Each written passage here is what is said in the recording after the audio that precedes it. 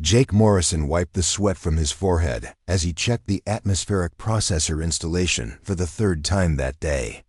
The massive machine hummed quietly in the corner of Mining Station, Gamma 7's main cargo bay. Everything looked good.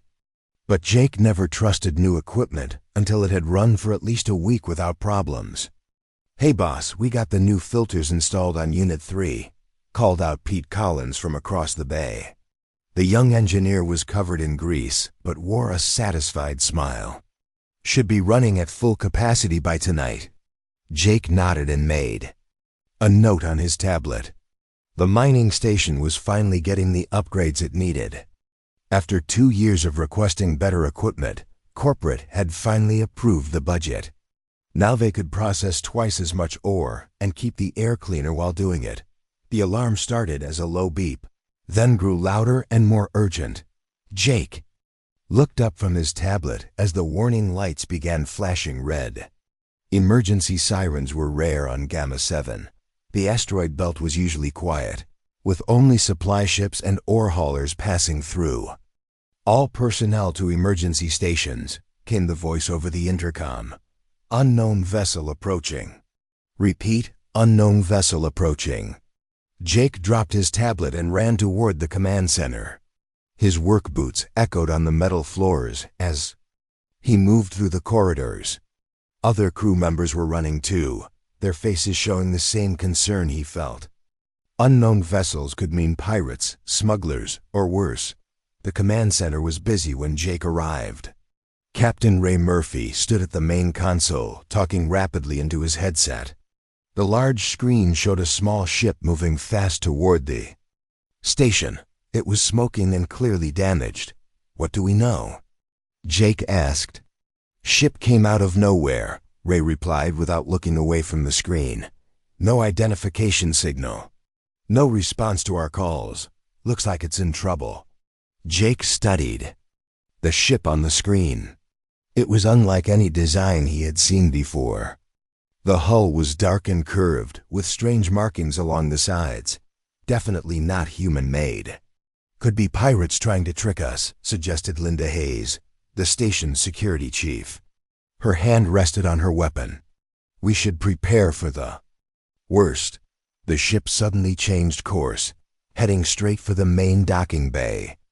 Jake could see it was leaking atmosphere and losing power. Whatever was happening, the people inside were in serious trouble. "It's coming in hot," Ray announced. "Everyone clear the docking bay."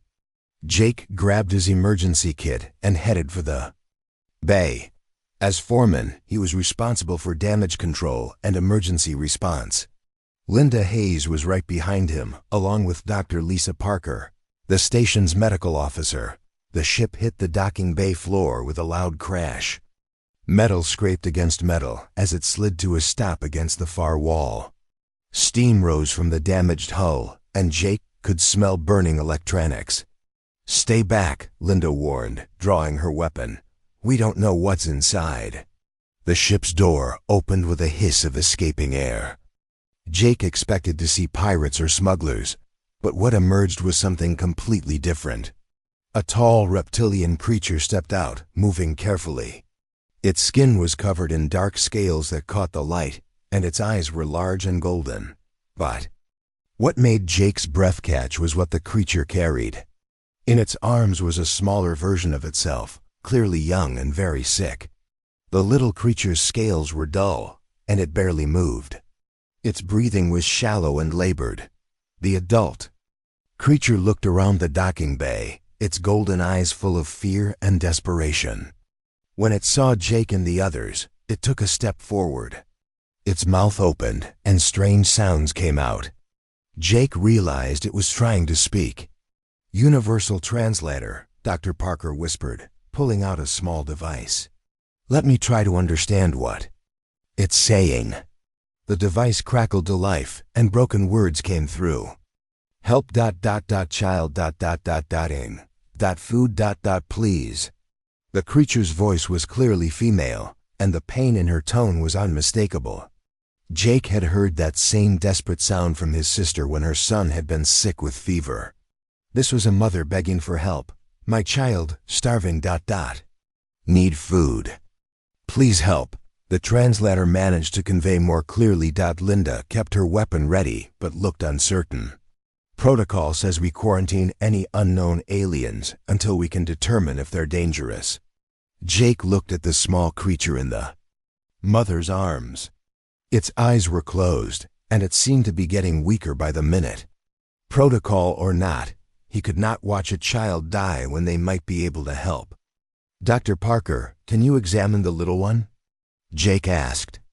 Jake, we need to follow procedure, Linda protested. That's a dying child, Jake replied firmly. We can worry about procedure after we save its life. The alien mother seemed to understand his tone, if not his words. She stepped forward carefully, holding out her offspring. Her eyes met Jake's, and he saw the same look his sister had given the doctors when her son was sick. It was the look of a parent who would do anything to save their child. Dr. Parker moved forward slowly, her medical scanner in hand. The alien mother watched nervously, but allowed the doctor to examine her child. The scanner beeped softly as it gathered data. It's severely malnourished, Dr. Parker reported. But I can't tell what it needs without more information. The alien mother spoke again, and the translator worked to convert her words. Crystals, ... special crystals. From home ... all gone. Child needs ... or dies ... Jake felt his heart sink. They were on a mining station, but if they did not have the right kind of crystals, there was nothing they could do. The little creature in the mother's arms was growing weaker. We need to get them to medical, Jake decided. Figure out what kind of crystals she's talking about. Jake, this could be dangerous, Linda warned. Jake looked at the alien mother's face again. He saw no threat there, only love and desperation. Sometimes you have to take risks to do what's right, he said. Besides, look at her. She's not here to hurt us. She's here because she has nowhere else to go. The alien mother seemed to understand that they were trying to help. She followed them toward the medical bay, still holding her child close. Jake walked beside her, wondering what kind of crystals could save a life, and whether they had any chance of finding them in time. Dr. Lisa Parker carefully placed the small dragon creature on the medical table. The little one was so weak it could barely lift its head. Its breathing was slow and shallow, and its scales had lost their shine. The alien mother stood nearby, watching every move with worried golden eyes. The universal translator is working better now, Dr. Parker told Jake. I can understand most of what she says. Jake nodded and looked at the alien mother. What's your name? He asked slowly. The translator buzzed, and the reply came back clearly. I am Zarathil. This is my child, Cathara. She is dying. We want to help, Jake said, but we need to understand what's wrong. Zarathil touched her child gently. My people, we call ourselves the Draconic Syndicate. Our children need special crystals to grow strong. Without these crystals, they die. Dr. Parker ran her scanner over the little dragon again. Her body is shutting down. It's like she's missing something important for her metabolism. The crystals, Zarathil said sadly. We call them Vorthani. They grow on our home planet, but there was a war. Enemy ships bombed our crystal mines. Now there are no more crystals left. Jake felt his stomach tighten. So you left your planet to find more crystals? Yes, Zarathil replied. I took my ship and searched many worlds. I heard that asteroid fields sometimes have the crystals we need. But my ship broke and I could not find any. How long has she been without these crystals? Dr. Parker asked. Many weeks, Zarathil said, her voice breaking.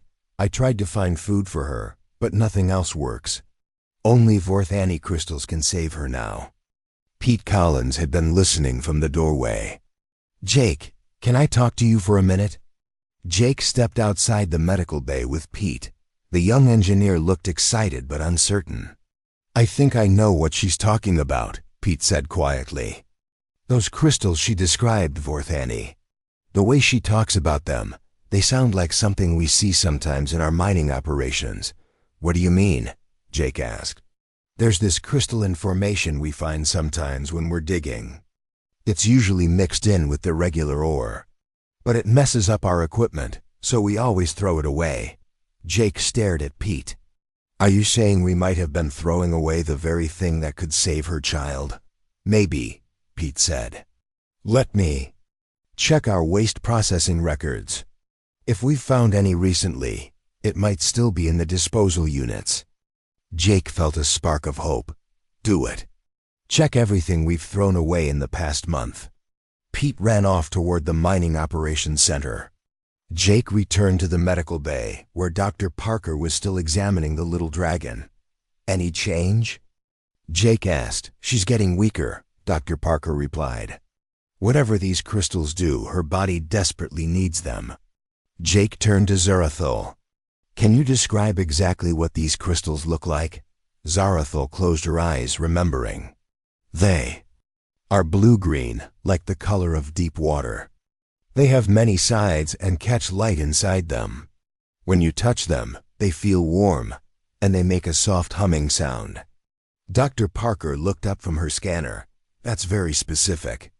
These crystals must have special properties. On our world, young dragons eat small pieces of Vorthani every day, Zarathul explained. It helps our bodies process food and grow strong. Without it, we cannot live. Like vitamins for humans, Dr. Parker said thoughtfully. But much more important, Linda Hayes entered the medical bay. Jake, I've been thinking about what you said. Maybe we should contact the mining crews on the other asteroids. If these crystals are out there, someone might have seen them. Good idea, Jake agreed. Send out a message to all stations in the area. Ask if anyone has found crystals matching that description. As Linda left to send the message, Pete returned with Tony Rodriguez, the station's maintenance chief. Both men looked excited. We found something, Pete announced. 3 days ago, we processed ore from asteroid section 12. The waste report mentioned strange crystalline formations that interfered with the equipment. Tony nodded. We dumped it all in waste container 7. It should still be there. Show me, Jake said immediately. They all went to the waste processing area, leaving Dr. Parker to watch over Kithara and Zarathul. The waste container was large and filled with rock debris and metal scraps. Tony and Pete began digging through it carefully. There, Pete said suddenly. Look at this. He held up a chunk of blue-green crystal that caught the light and seemed to glow from within. Jake could see the many-sided surface Zarathul had described. Is it warm? Jake asked. Pete touched it carefully. Yes, it's definitely warmer than the other rocks. They found 3 more pieces of the crystal in the waste container. Jake carefully collected them all and hurried back to the medical bay. When Zarathul saw the crystals, her eyes filled with tears. Yes, this is Vorthani. This can save her. How do we prepare it? Dr. Parker asked. It must be ground into powder and mixed with water, Zarathul explained. Then Kithara can drink it. Tony Rodriguez quickly brought tools to grind the crystal. As the blue-green powder mixed with water, it began to glow softly. Zarathul carefully lifted her child's head and helped her drink the mixture. For several minutes nothing happened. Then Kithara's breathing became stronger. Her eyes opened and looked around. The dull scales on her skin began to show hints of color. It's working, Dr. Parker said with amazement. Zarathul held her child close, crying with relief. Thank you, she said to Jake. You have saved my daughter's life. Jake felt a warmth in his chest he had not experienced in years. We're not done yet, he said. We need to make sure this doesn't happen to other children. We need to find more crystals and figure out how to help your people. Zarathul looked at him with surprise. You would do that? For people you do not know? Jake thought about his own family back on Earth. He thought about what he would want others to do if his sister's child was in danger. That's what we do, he said simply. We help each other. As Kithara grew stronger, Jake began to realize that this was just the beginning. They had saved one child, but there were probably many more who needed help. And somehow he knew that mining station Gamma 7 was about to become much more important than anyone had ever imagined. Jake watched Kithara eat a small piece of ground Vorth Annie crystal. The little dragon was much stronger now, and her scales had begun to shine with healthy colors. But Jake knew the few crystals they had found would not last long. We need to find more, he told Dr. Parker, and we need to find them fast. Dr. Parker nodded. According to my calculations, Kithara will need at least 2 pieces of crystal every day to stay healthy. We only have enough for 3 more days. Jake picked up his communication device and called mining supervisor Carol Bennett on the main corporate station. Carol was tough but fair, and Jake hoped she would understand the situation. Jake, what's this I hear about aliens on your station? Carol's voice came through clearly. Corporate is asking a lot of questions. We have a mother and her sick child, Jake explained. They need special crystals to survive, and we've been throwing those crystals away as waste. Jake, you know we can't change our mining operations for every problem that comes up. It costs too much money. This isn't just any problem, Jake said firmly. We're talking about saving lives and maybe making friends with a whole new species. Carol was quiet for a moment. What exactly are you asking for? I want permission to change our mining procedures. Instead of throwing away the Vorth Annie crystals, I want to collect them and process them properly. Do you know how much that would cost? We'd have to modify equipment, train workers, change our whole system. Jake felt his anger rising. So you're saying corporate profits are more important than saving lives? I'm saying I have to answer to the board of directors, and they won't approve expensive changes without good reasons. After Carol ended the call, Jake gathered his crew in the main meeting room. Pete Collins, Tony Rodriguez, Linda Hayes, and several other workers sat around the table. They all looked concerned. Corporate won't help, Jake announced. They say it costs too much to change our mining operations. That's not right, said Pete angrily. We could save that little dragon and maybe help her whole species. Tony Rodriguez stood up. I've been working in space for 15 years. I've seen a lot of things, but I've never seen anything like this. We have a chance to do something really important. Linda Hayes nodded. My daughter is about the same age as Kithara. If she was sick and dying, I'd want someone to help her. Jake looked around the room at his crew. These were good people who worked hard and cared about doing the right thing. What if we don't wait for corporate approval? What do you mean? Pete asked. What if we slow down our regular mining operations until corporate agrees to let us collect the crystals? The room was quiet for a moment. Everyone knew that slowing down production was serious business. Corporate would not be happy. I'm in, said Tony finally. Some things are more important than quotas. One by one, the other crew members agreed. They would work slower and less efficiently until corporate allowed them to help Zarathel and her people. Meanwhile, Dr. Parker was working with Tony Rodriguez in the station's fabrication lab. They were trying to create artificial Vorth Annie crystals using the station's equipment. The molecular structure is very complex, Dr. Parker explained as she studied the crystal samples. It's not just the minerals. There's something else, some kind of energy pattern. Tony looked at the fabrication unit's display. I can replicate the basic crystal structure, but something's missing. The artificial ones don't have the same glow. Zarathal entered the lab carrying Kithara, who was now strong enough to walk short distances. May I help? She asked. We're trying to make artificial versions of your crystals, Dr. Parker explained. But we can't get them right. Zarathel examined their work carefully. The problem is that Vorth Annie crystals are alive in a way.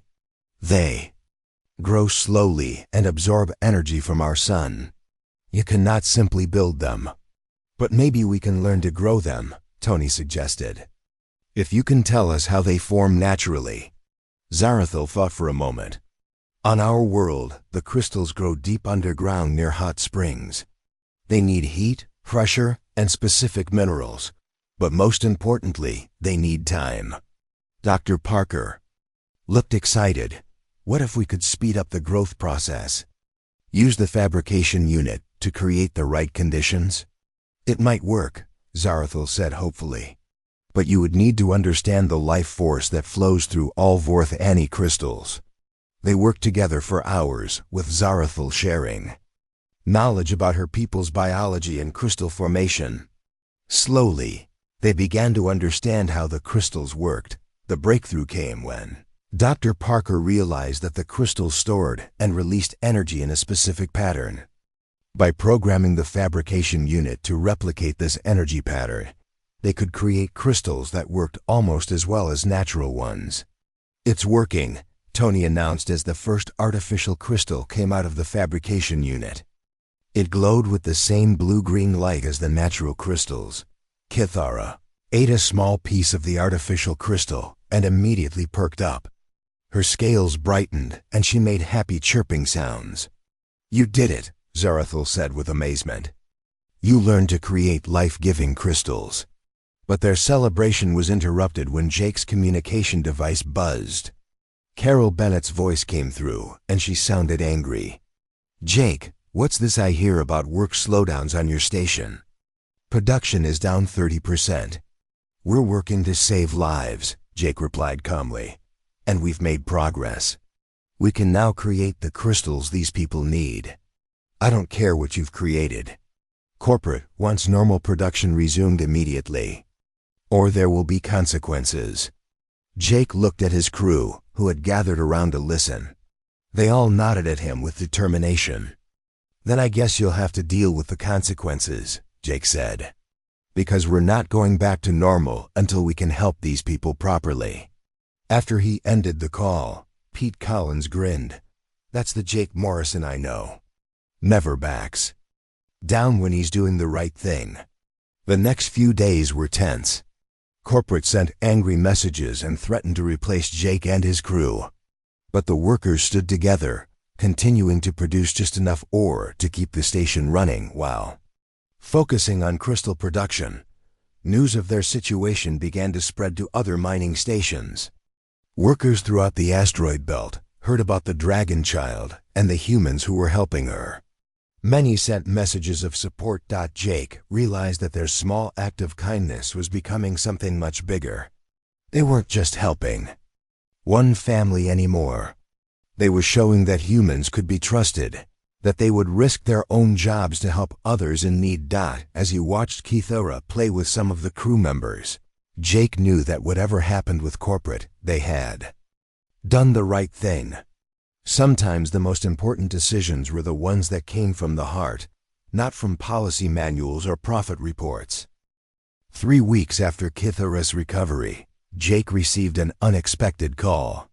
The communication screen showed a woman in a clean military uniform with many badges on her chest. Mr. Morrison, I am Commander Alex Stone from the Human Colonial Authority. I need to speak with you about your situation.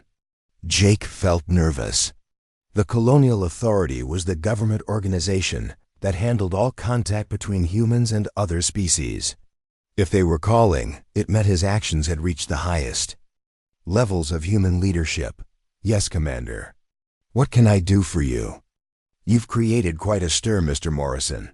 News of your rescue of the alien child has spread throughout human space. Some people call you a hero. Others say you broke too many rules.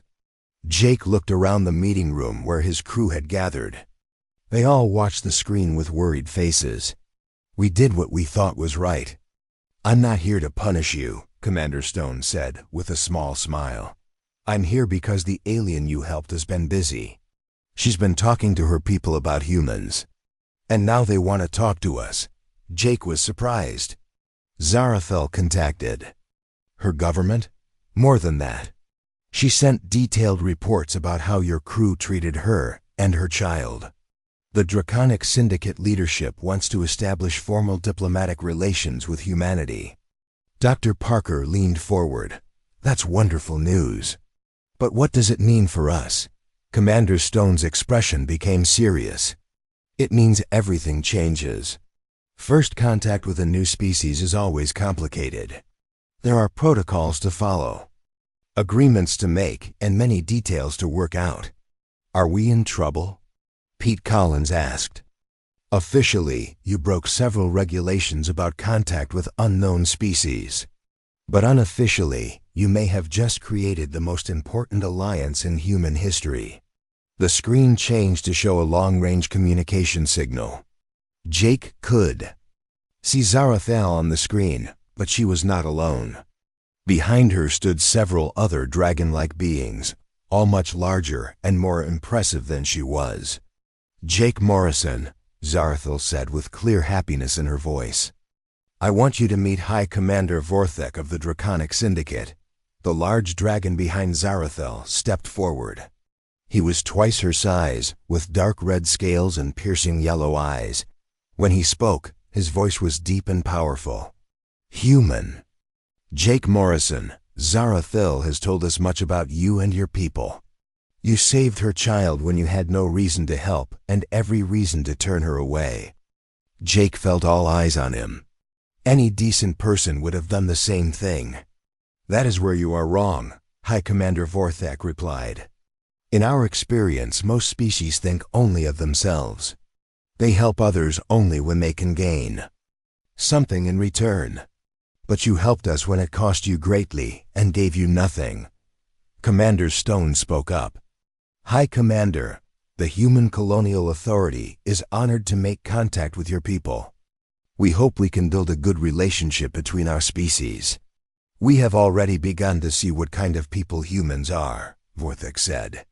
Zarathel has described how your mining crew shared their food with her, how they worked extra hours to help her child, and how they risked their jobs to do what was right. Jake noticed that several more dragons had appeared on the screen. They all watched the conversation with interest. We have a proposal, Vorthek continued. Your people are skilled at mining and building. Our people are strong fighters and have protected trade routes for many years. Perhaps we can help each other. Commander Stone looked interested. What kind of help are you thinking about? Pirates and raiders have been attacking mining stations throughout this region of space. Human miners are easy targets because they focus on their work and do not have strong defenses. Jake knew this was true. Mining stations were often attacked because they carried valuable ore and had small crews that could not fight back effectively. We could provide protection for your mining operations, Vorthek explained. In return, you could help us establish new sources of Vorthani crystals for our children. That sounds like it could benefit both our peoples, Commander Stone replied. Carefully. But such an agreement would need to be discussed by our governments. Dr. Parker had been taking notes during the conversation. High Commander, how many young dragons need Vorthani crystals? Thousands, Vorthek replied sadly. The war destroyed most of our crystal mines. Many children are sick, and some have already died. What Jake Morrison's crew has learned about creating artificial crystals could save an entire generation of our people. Jake felt the weight of responsibility on his shoulders. What had started as helping one sick child had become something much bigger. There's something else, Zarathel added. Other species have heard about what happened here. They are watching to see how humans and dragons work together. If we succeed, it could lead to a larger alliance. Commander Stone looked thoughtful. A multi-species alliance would change everything. Trade, technology sharing, mutual defense, scientific cooperation. The possibilities are enormous. Over the next several hours, they discussed details of a possible agreement. The dragons would provide security ships to protect human mining operations from pirates. Humans would establish new mining sites, specifically to harvest Vorthani crystals, and would share their artificial crystal technology. We also propose a cultural exchange program, Vorthek suggested. Young dragons could learn human technology and engineering. Young humans could learn dragon combat techniques and philosophy. Jake thought about Kithara, who had become friends with several crew members. The children get along well. They could learn a lot from each other. As the conversation continued, Jake realized that his simple decision to help a desperate mother had created something amazing. Two species that had never met before were now planning to work together, protect each other, and share knowledge. Mr. Morrison, Commander Stone said as the meeting was ending, I'm officially appointing you as the first human-dragon liaison officer. You'll help coordinate the new partnership between our peoples. Jake was shocked. I'm just a mining foreman. I don't know anything about diplomacy. You know the most important thing, Vorthek replied. You know how to see others as people worthy of help, regardless of what they look like or where they come from. That is the foundation of all good relationships between peoples. As the communication ended, Jake looked around at his crew. They all wore expressions of amazement and pride. Well, Pete Collins said with a grin, I guess we're not just miners anymore. Jake smiled back. No, I guess we're bridge builders now. 6 months later, Jake stood on the observation deck of what was once Mining Station Gamma 7. The station had grown 3 times its original size, with new sections for dragon living quarters, crystal processing facilities, and diplomatic offices. Ships came and went constantly, carrying both humans and dragons working together. Director Morrison, the morning briefing is ready, said Carol Bennett as she approached. The former mining supervisor had been promoted to Deputy Director of Operations. When corporate realized how profitable the Human-Dragon Alliance had become, Jake still felt strange about his new title. Director of Interspecies Operations sounded much more important than mining foreman, but he tried to stay the same person who had helped a desperate mother 6 months ago. The briefing room was busy with activity. Human engineers worked alongside dragon technicians, planning new mining operations. Dr. Parker discussed medical research with dragon healers. Pete Collins showed a group of young dragons how to operate human mining equipment. Let's start with the production report, Jake said. As everyone gathered around the large table, Tony Rodriguez stood up with his tablet. We're now producing 10 times more Vorthani crystals than we were 6 months ago. The new extraction methods the dragons taught us are much more efficient. And the quality is better too, added Dr. Parker. The combination of human technology and dragon knowledge about crystal growth has created crystals that are purer and more potent than anything found naturally. Jake nodded with satisfaction. What about security? Linda Hayes, now Chief of Station Security, smiled. Pirate attacks in this sector have dropped to almost zero. The Dragon Patrol ships are so effective that most raiders just avoid this area completely. Commander Alex Stone, who had become a permanent resident of the station, spoke next. We've received requests from 12 other mining companies to join the Alliance. They want dragon protection for their operations too. And 15 other dragon clans have asked to participate in the crystal production program, added Zarathel, who now served as the primary dragon representative. Word has spread that human-produced crystals can save sick children throughout dragon space. Jake looked around the room at the mixed group of humans and dragons working together. It still amazed him how well the two species got along. They had different ways of thinking and different cultures, but they shared common values about helping others and working hard. How is the cultural exchange program going? Jake asked. Very well, replied Dr. Parker. We have 20 young humans learning dragon combat techniques and philosophy. They're becoming excellent fighters and learning to think in new ways. Zarathel added, and 30 young dragons are studying human engineering and technology. They're building things we never thought possible. Jake's favorite part of the cultural exchange was watching the children play together. Human kids and young dragons had become close friends, creating games that use both human creativity and dragon physical abilities. Kithara, now much larger and healthier, was the unofficial ambassador between the young humans and dragons. She had learned to speak human languages perfectly and often translated not just words, but cultural meanings between the two groups. "Director Morrison," said Pete Collins, "we've had another breakthrough in crystal technology. Working with the dragon scientists, we've developed a way to create crystals that can store and release energy for human equipment too." "What does that mean?" Jake asked. "It means our mining equipment can run 3 times longer without recharging. And dragon ships can use human-made energy crystals to fly faster and farther." Commander Stone looked excited. The military applications alone could revolutionize space travel and defense systems. But Jake was more interested in the peaceful applications. "What about using this technology to help other species?" "That's the best part," Dr. Parker said. "We think these new crystals could solve energy problems for colonies throughout the galaxy. Clean, renewable power that doesn't pollute or run out." Zarathil spoke up.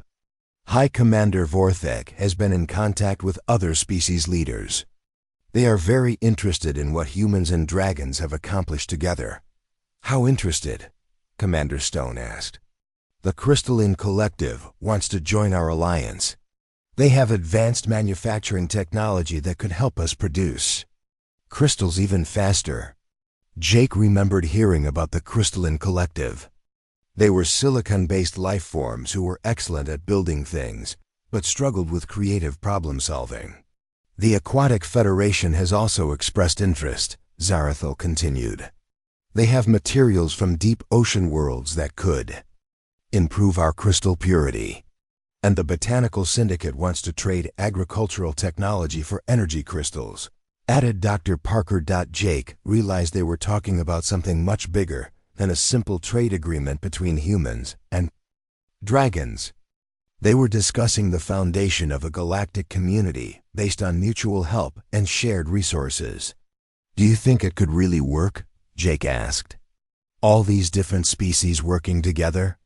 Commander Stone considered the question carefully. 6 months ago, I would have said it was impossible. Different species have too many conflicts and misunderstandings. But look what you've accomplished here." Jake looked around the room again. Humans and dragons worked side by side, sharing ideas and solving problems together. They had disagreements sometimes, but they always found ways to work things out. "The key is what you did from the beginning," Zarathil said. "You saw a mother and child who needed help, and you helped them without asking what you would get in return. That kind of thinking changes everything." Later that day, Jake stood in the station's new community center, watching human children and young dragons play together. They had invented a game that was part human tag and part dragon flying competition. The sounds of laughter and happy roars filled the air. Kithara approached him, now almost as tall as he was. "Jake Morrison, do you ever think about that day when my mother brought me here?" "Every day," Jake replied honestly. "My mother says you saved my life, but I think you did something more important." "What's that?" "You showed everyone that strangers can become family if you treat them with kindness." Jake watched a human girl ride on the back of a young dragon while other children cheered. "Maybe that's the real secret," he said. "Maybe the universe is just a big family that hasn't met each other yet." As ships from a dozen different species docked at the station, Jake realized that his simple decision to help a desperate mother had become something amazing. The station was no longer just a mining operation. It was the heart of a growing galactic community based on the simple idea that everyone deserves help when they need it. He thought about his sister back on Earth and wondered what she would say about her brother becoming an interspecies diplomat. Probably that he was still the same stubborn guy who never walked away from someone who needed help. And she would be right.